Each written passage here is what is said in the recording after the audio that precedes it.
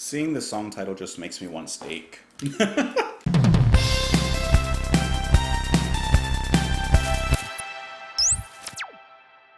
What's up, guys? Welcome back to the channel. My name is Justin, and today we're listening to Uriah Heep with their song Salisbury. This is off of their album, Salisbury, which was the second album released in 1971.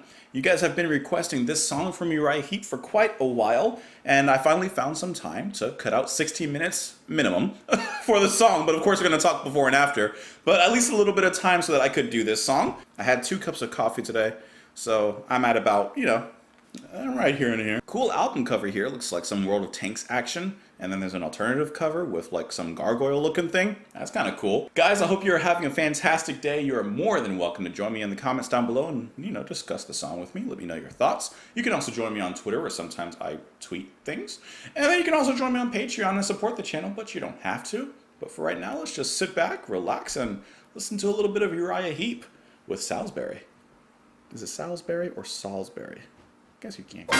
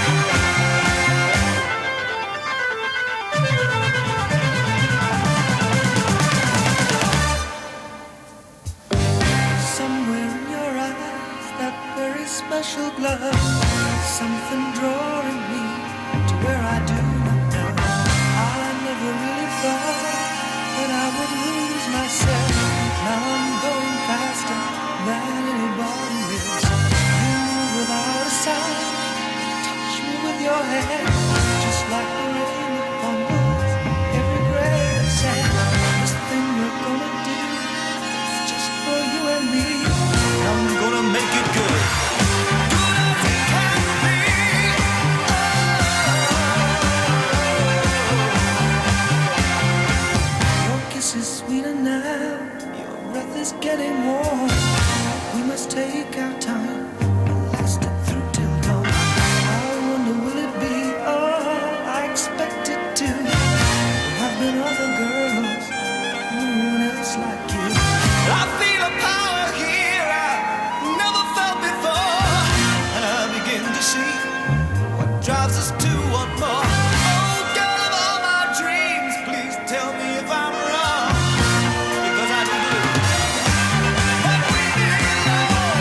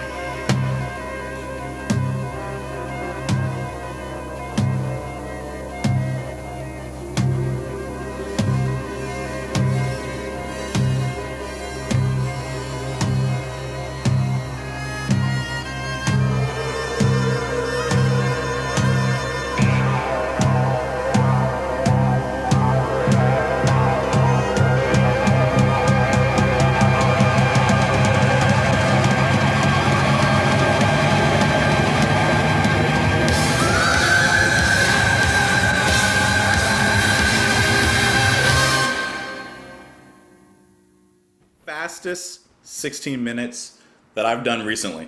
That was such a quick song. Like, I know it was a long song, but Uriah kept it moving. Uriah kept it fresh. Wasn't expecting such a grandiose orchestral sound that was going on. So that was so cool, and the way that it's integrated, especially throughout the song, really well used, because it's used pretty much throughout the whole song, but it makes the song sound a lot grander, a lot bigger. I mean, I don't know where to start. From the beginning, I guess, it's the best place. But in the beginning, the way that the orchestra comes in reminded me of early Clint Eastwood soundtracks with like Ennio Morricone. Is it Morricone or Morricone? I'm not 100% sure, but you know, a composer of, you know, Man of No Name trilogy, all those movies. Fantastic soundtrack, by the way. But it sounds very similar in here. It has a very Western kind of vibe to it. I love how the first few minutes are really just the orchestra setting up the story, setting up the next 16 minutes, setting up like really everything that's about to follow. And they don't let up as the rest of the band comes in. As far as I can tell, I don't think any of the band, like Uriah Heep, were playing during like maybe the first minute or so. But when those drums come in, initially, so powerful, especially the way that they specifically enunciate the symphony that's going on. You do hear some of the organ come in a little bit later on in the beginning. Organ here is played by Ken Hensley. Listen, Ken is just ripping it up throughout this whole song. Solos galore, themes galore. I mean, he was just stylish. He's playing the solos near the ending of the song, building to a climax, really nicely played. The way the drums come in, especially with the orchestra and the organ now here, I love the horns that are coming in throughout. I mean, it's just a very unique sound. Now, this is 1971. This is like still in the early days of prog. Already I'm seeing like a lot of influences in Uriah Heep's music. Of course, you got the orchestra parts, and of course the rock, and maybe even like a little bit of getting towards harder rock, heavy metal perhaps. Very progressive, of course. But then that jazz side that we heard maybe about halfway through when everything kind of simmered down, I was not expecting that. And the bass runs and the bass playing, which was played by Paul Newton, geez, that was brilliant. And listening to David Byron leading on the vocals here, I've said it before on the other video with Uriah Heep, but he has a theatrical voice that plays very well to emotion, plays very well to narration and the story. You know, not sounding like an actor on stage, kind of sounding more as a narrator who is involved in the story. And this song is structured really nicely as well. Sometimes the orchestra simmers down while everything else is going out. Those quick bass and orchestral hits are really nice throughout the verse specifically, especially there when Byron is kind of a little softer. And you get a little bit of the quiet organ in these parts, which is always effective. Bass, love it. Love it. That's a little bit of the hints we get towards the bass greatness that we're going to get later on, but I love it when he comes in with that run on that little bit of space. Tasty. Flutes. At first I thought Ian Anderson was in here, but I'm pretty sure that's just from the orchestra. I don't see anyone here in the band is doing the flute. Orchestra, by the way, it looks like the brass and woodwind arrangement is by John Fitty. That is so cool. I like how the organ and guitar share notes at that part, and then they begin to kind of diverge and break away from each other, but it is just so cool the way they jump into that. I was really not expecting something like that. For me to see an album cover with a tank or with a skeletal gargoyle or something on it, I'm not expecting a big band-inspired jazz section. Right? Am I alone in thinking how great that is?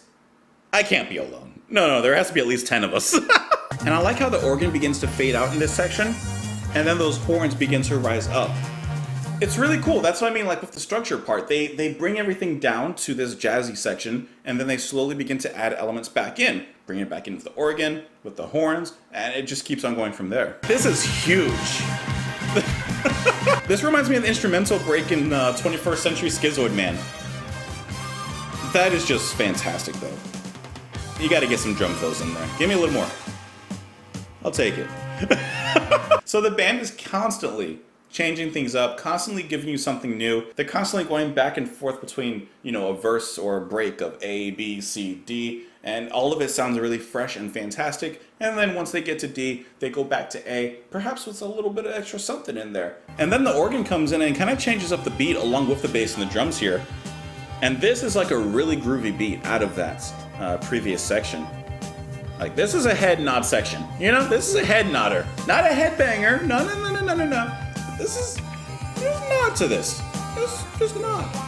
Now, I'm really curious to see how much work went into the band and the orchestra coming together. I would love to see how much was written together, because the song sounds complex in everything that's going on, but everything gets along so well that I feel like the band had to be working very close. I would imagine with John Fitty, who was, doing the arrangements for everything, I would imagine they'd have to be working practically on top of each other to get everything in sync and so symmetrical as it is in the song. And then in this chorus here, which is incredibly catchy. I'm sorry, I was already singing it by the second line or whatever.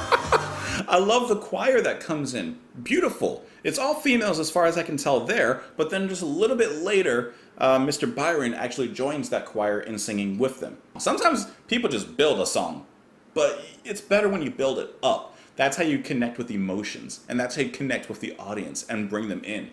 Now listen to how they bring it right back up in this part, going back into the chorus. Listen to Byron, bring it up. A little bit of snarl in there. Now, this chorus, it sounds a little soulish, doesn't it? Like, you hear it? If you had just twisted that around, hey, if Uriah Heep gave that particular section to a band like Earth, Wind, and Fire or something like that, like, do you hear a little soul in that? And the solo we get here, like I said in the beginning, this is really cool. And like I said, they go through these structures. They bring it right back to the chorus groove, this time without Byron doing like a typical chorus, but he's in there doing the harmonies now. It's actually a really cool section to kind of end off the song, even though there is one final climax. Yeah, that's pretty cool. I could listen to that easily. I might put that on my playlist. I'm not 100% sure. My only, and it's a very, very minor complaint. It's not even really a complaint, just a comment, I guess you could say, is that as well as I think that the orchestra and the band themselves work together, I do think that there's just, hear me out, just a tiny bit too much orchestra. Like I would have liked to hear the band just a little bit more because I loved what they were doing. And perhaps the orchestra could have just a few times just backed off a little bit. Not much. I like what came out. I like the product. I like the end. But just a little bit. Because from what I hear and from what I'm listening to, Uriah Heep, there's a ton of talent there to unearth. And it's a little bit covered over and buried in the mix by the orchestra. Small complaint, but I have to say it. The lyrics. Somewhere in your eyes, that very special glow. Something drawing me to where? I do not know. I never really thought that I would lose myself. Now I'm going faster than anybody else. You move without sound, you touch me with your hand, just like the rain that fondles every grain of sand. This thing we're gonna do, it's just for you and me. I'm gonna make it good, good as it can be.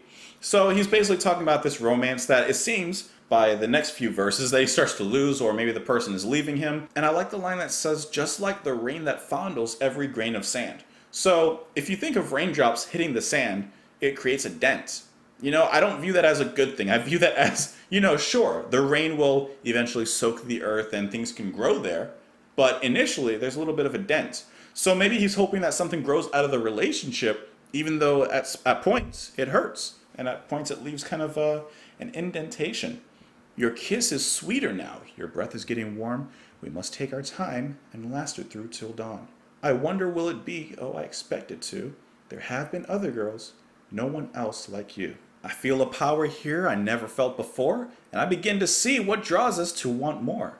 Oh, girl of all my dreams, please tell me if I'm wrong, because I've been blue, but we belong. So they're having a little rendezvous, they're having some romance, they're having some time together, and he's saying, there's been other people, I've been blue, but it seems that we belong together. It seems that we were made together. The question is, does she feel the same way? Because in the next verse it says, as time passed and all too fast, I just knew we couldn't last. So the relationship did go sour. And I guess that the end was near at hand. Though we tried our love inside, it just crumpled up and died. What went wrong, I will never, never understand. You tell me why. And this is when we get into that chorus, which I love, especially following the lyrics, how powerful it is. Alone again, how could you leave me? Alone again, I don't want to be. Alone again, yeah. So I like just in those two lines, really, you can get two frames of thought there. Alone again, how could you leave me? Anger, questioning, how could you leave me? Right? What's wrong with you? What's wrong with you? What's wrong with me? How could you leave me? And then the next line, alone again, I don't want to be alone again. A little bit of sadness now, perhaps a little bit of regret. He says, so, oh, though you had to go because you needed someone new, is there still a chance that you'll come back to me? I want you back, you see. And then it ends with somewhere in your eyes, that very special glow, something drawing me to where I do not know. I never really thought that I would lose myself. Now I'm going faster than anybody else. Repeating the same verse that he said at the very beginning. He's just pining for this person. He just wants to be with this person. I don't know if the person really wants to be with them or not. I'm not sure. I didn't really get their side of the story. Guys, I hope that you enjoyed the song, and I hope that you enjoyed the video. Of course, and as always, I would love to know what you guys thought of the song. You can join me on Twitter. You can join me in the comments down below. Before you leave, if you could just press the like button if you did like the video. And if you didn't like the video, it's okay. It's fine. It's no problem. If you'd like, you can also support the channel on Patreon. It does help a great deal on the channel, but you do not have to. As long as you enjoyed the video, what more could I ask? Have a fantastic day, guys, and I will talk to you tomorrow. Bye.